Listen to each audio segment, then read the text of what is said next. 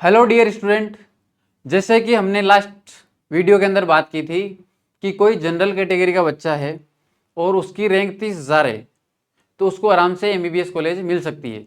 अपन एक बार के लिए मान के चलते हैं कि 30,000 क्लोजिंग रैंक है जनरल कैटेगरी के लिए, कि जो लास्ट एडमिशन मिलना है, जो लास्ट सीट मिलनी है वो 30,000 पे फाइनल मिलेगी।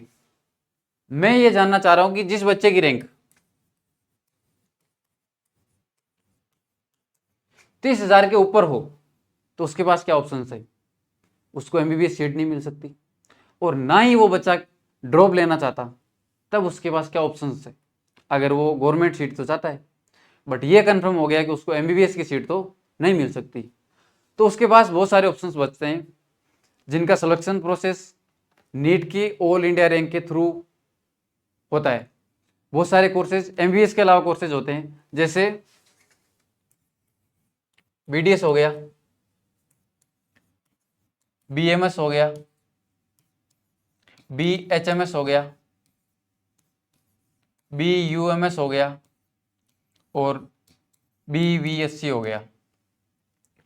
ये बहुत सारे कोर्सेज है जिनमें बच्चा एडमिशन ले सकता है अगर उसकी रैंक 30,000 से ऊपर हो और वो ड्रॉप नहीं लेना चाहता। तो अपन बात करते हैं बीडीएस, बीएमएस, बीएचएमएस, बीयूएमएस और बीवीएससी वेटनरी जैसे कोर्सेज है, उनके लिए रैंक की रेंज क्या होनी चाहिए कि बच्चा गवर्नमेंट सीट आराम से ले सके। चलो सबसे पहले अपन बीडीएस कोर्स की बात करते हैं। BDS course bachelor in dental surgery.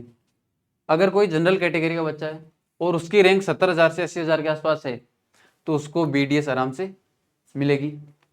Secondly, अगर ओबीसी कैटेगरी का बच्चा है तो उसकी रैंक 80,000 तक है, 72,000 से 80,000 के आसपास है, तब भी उसको क्या हो सकती है, बीडीएस की कॉलेज मिल सकती है।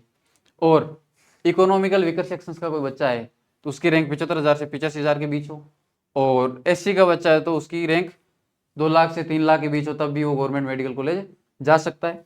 और एसटी का बच्चा हो तो 3.5 लाख से 4 लाख तक के बीच अगर है तो उसको बीडीएस आराम से मिल जाएगा। वही जैसे अपन बात करते हैं बीएमएस की, आयुर्वेद की, तो आयुर्वेद में जनरल कैटेगरी का बच्चा है जिसकी 90 से 95,000 के बीच अगर रैंक है तो उसको बीएमएस मिल जाएगा। और ओबीसी का बच्चा है तो उसकी रैंक कहाँ से कहाँ तक होनी चाहिए, 92,000 से लेकर 97,000 के आसपास अगर उसकी रैंक हो तो उसको आराम से बीएमएस मिल जाएगा। ईडब्ल्यूएस वाले की रैंक कहाँ से कहाँ तक होनी चाहिए, 1 लाख से 1,10,000 के आसपास अगर रैंक हो तो उसको भी आराम से बीएमएस मिल जाएगा। और एससी का बच्चा हो तो उसके लिए 2.5 लाख से 2,80,000 के आसपास अगर उसकी रैंक है तो उसे आराम से बीएमएस मिल सकता है। वही एसटी का बच्चा हो तो 3 लाख से लेके 3,40,000 के आसपास अगर उसकी रैंक है तो उसको आराम से बीएमएस मिल जाएगा। और बीएचएमएस की बात करें, होम्योपैथ की बात करें, तो जनरल कैटेगरी वाले बच्चे के लिए 1,90,000 से 2 लाख के आसपास उसकी रैंक हो तो उसे आराम से बीएचएमएस मिल सकता है। ओबीसी के लिए यही रेंज 1,95,000 से 2,10,000, और इकोनॉमिकल वीकर सेक्शन है तो 2,20,000 से लेके 2,40,000।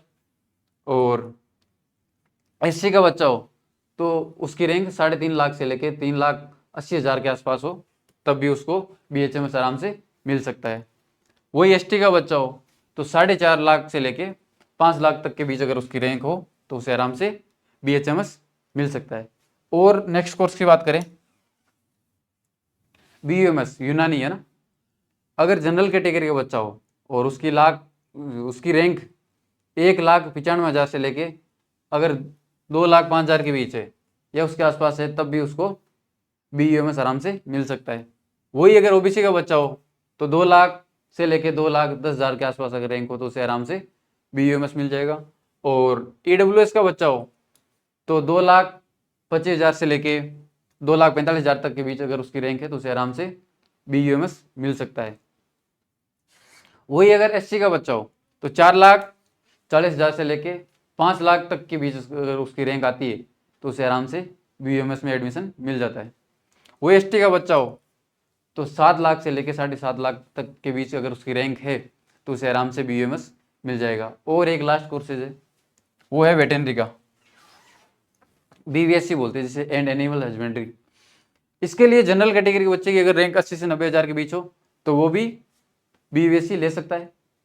और OBC का बच्चा हो तो यही रैंक कहाँ से कहाँ तक हो जाती है, 82,000 से लेके 90,000 तक। और EWS का बच्चा हो तो 85,000 से 95,000 तक उसे आराम से गवर्नमेंट मेडिकल कॉलेज मिल सकती है। और SC का बच्चा हो तो 2 लाख से 2.5 लाख के बीच, और ST का बच्चा हो तो 2.5 लाख से लेके 2,80,000 तक के बीच अगर उसकी रैंक हो तो आराम से BVSC ले सकता है। बात ये चल रही थी कि MBBS में सिलेक्शन नहीं हो रहा क्योंकि अपनी रैंक प्रॉपर नहीं आई है और अपन ना ही ड्रॉप लेना चाहते, तब ये मैंने जो आपको 6 कोर्स बताए इनमें आप एडमिशन ले सकते हो। इनका एडमिशन प्रोसेस नीट में जो आई हुई AIR ऑल इंडिया रैंक के हिसाब से ही ये कॉलेज में एडमिशन मिलता है।